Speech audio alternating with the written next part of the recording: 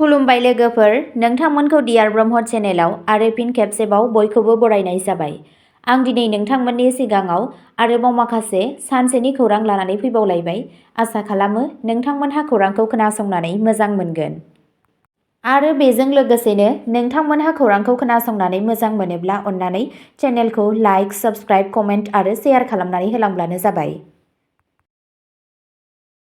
गिबि खौराङावनो दङ एसटिएफआ आमिनगावआव 4 कौटि रांनि ड्राग्स जब्द, सासेखौ हमदों।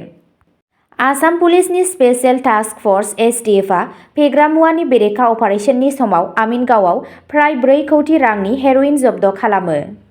बे बेसादखौ मिज'रामनिफ्राय गाहाय आसामसिम लांनाय जागासिनो दंमोन जेब्ला आयेन बेरेखा बाहायग्राया गारिखौ होबथादोंमोन।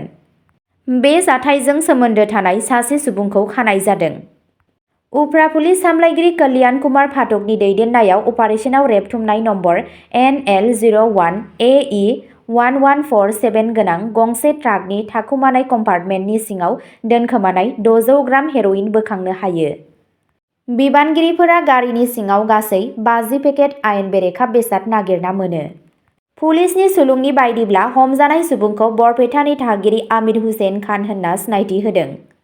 नायबिजिरगिरिफोरा फोथायो दि बिथाङा मोनसे गिदिर ड्राग्स लांखारग्रा नेटवार्कनि बाहागोमोन।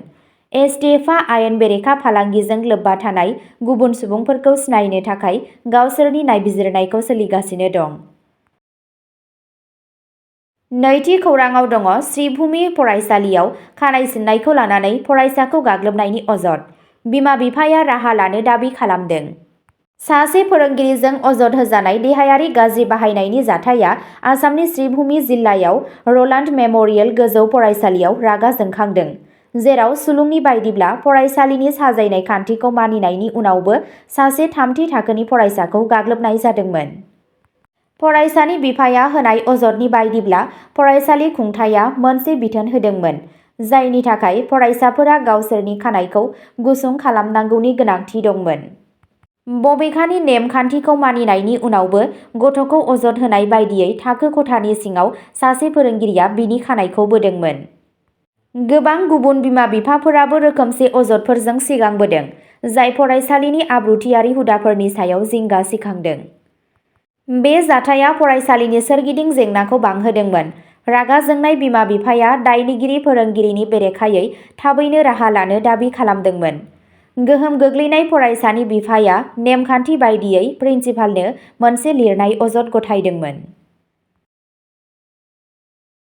थामथि खौराङाव दङ आसामनि मयराबारियाव दुखुनांथाव अर खामनायनि जाहोनाव सासेनि जिउ खहा, गोबां जोखोम।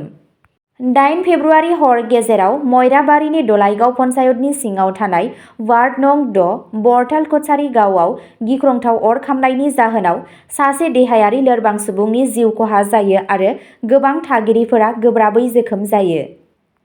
बे अर खामनायनि जाहोनाव गोबां सम्पथिनि खहाबो जादोंमोन, जेराव 10 लाख रांनि बांसिन खहा जानायनि अनुमान खालामनाय जादोंमोन। गिबि रिपर्टनि बायदिब्ला फोथायनाय जायो दि अरआ गंसे न' सिङाव मोनसे दंफांनि दाथायनिफ्राय सोमजिदोंमोन, जाय गोख्रैनो गोसारदोंमोन आरो सिङाव थानाय सुबुंफोरखौ फानदोंमोन। जेब्ला गिनानै थागिरिफोरा खारनो नाजादोंमोन, गोबाङानो गोब्राब जखम जादोंमोन। दुखुनि बाथ्रा दि 22 बोसोर बैसोनि मइनुल हक, जाय देहायारि लोरबां आरो खारखुमानो हायाखैमोन, गावनि बिसनायाव उन्दुबाय थानाय समाव अरनि अरजों जिउ गोमायो। मयराबारि अर खोमोरग्रा बिफानजों लोगोसे जायगानि थागिरिफोरा गोबां घन्टा नाजाबाय थानायनि उनाव बेखौ सामलायनायाव जाफुंसार जानायनि सिगां अरआ गंनै नखरनि न' आरो मुवा बेसादफोरखौ आबुङै हांगार खालामदोंमोन। बिसोरनि आखाइ होसेयावबो गोहोम गोग्लैनाय नखरफोरनिफ्राय जेबो रैखा खालामनो हायाखैमोन। जाथायनि उनाव मयराबारि पुलिसआ मावख'आरि नायबिजिरनायनि बाहागो महरै मइनुल हकनि गोथै सह'खौ पस्टमर्टेम आनजादनि थाखाय मरिगाव सिभिल हस्पिटालसिम दैथायहरदोंमोन। बिबानगिरिफोरा आथिखालाव अरनि जाहोन आरो खहानि बिबांखौ नायबिजिरगासिनो दं। ब्रैथि खौराङाव दङ आसाम सोरखारा जाख्ल'नायनि केसआव आइएएस मावख'गिरिखौ सासपेन्ड खालामदों। आसाम सोरखारा गिबि मन्थ्रिनि स्पेशेल भिजिलेन्स सेलनि मोनसे जाख्ल'नायनि केसआव खाजानायनि उनाव रायजोनि आबखारि बिफानाव नेहाथारि महरै हाबा मावनाय सासे आइएएस मावख'गिरि इन्द्रेशर कलिताखौ सासपेन्ड खालामदों। 2012 बेचनि IAS मावख'गिरि कलिताखौ 29 जानुवारि 2025 मायथाइयाव जाख्ल'नाय होबथानाय आयेन 1988 नि गोबां धाराफोरनि सिङाव खानाय जादोंमोन। बिथाङा भिजिलेन्स PS केस नं 02/2024 जों सोमोन्दो लाखिनानै 48 घन्टानिबो बांसिन जोबथेसालियाव दंमोन। 5थि खौराङाव दङ। 38थि हायुङारि गेलेमुफोराव आसाम एथलीटफोरा जोंबाय। आसाम चिफ मिनिस्टार हिमन्त बिश्व शर्माया जाफुंसारनायखौ बाख्नायदों। आथिखालाव उत्तराखन्डआव सोलिबाय थानाय 38थि हायुङारि गेलेमु 2025 आव आसामनि एथलीट नयनमणि शइकिया आरो बंगिता हाजरिकाया आइजोफोरनि लन बाउल्स डाबल्स बादायलायनायाव सनानि मेडेल मोननो हादोंमोन। मनिता आचार्य, बेनला केम्प्राइ आरो पनसमी दासआ आइजोफोरनि ताइक्वान्ड' बादायलायनायाव रुफानि मेडेल मोननो हादोंमोन। बेराफारसेथिं आसामनि आमलान बरग'हाया हौवाफोरनि एथलेटिक्स बादायलायनायाव ब्रन्ज मेडेल देरहानो हादोंमोन।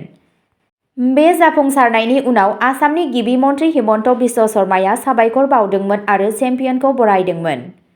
गासै 29 मेडेलफोरजों 38थि हायुङारि गेलेमुफोराव आसामनि बान्थानि अनजिमाया जादों मोन3 सना, मोन 14 सिलभार आरो मोन 12 ब्रन्ज। फिथाइफोरखौ 8 फेब्रुआरि बेलासिनि 2 रिंगासिम आपडेट बायदियै मिन्थिनाय जादोंमोन। अब्ला दिनैनि खौराङा एसेनोसै। गोजोन्थों।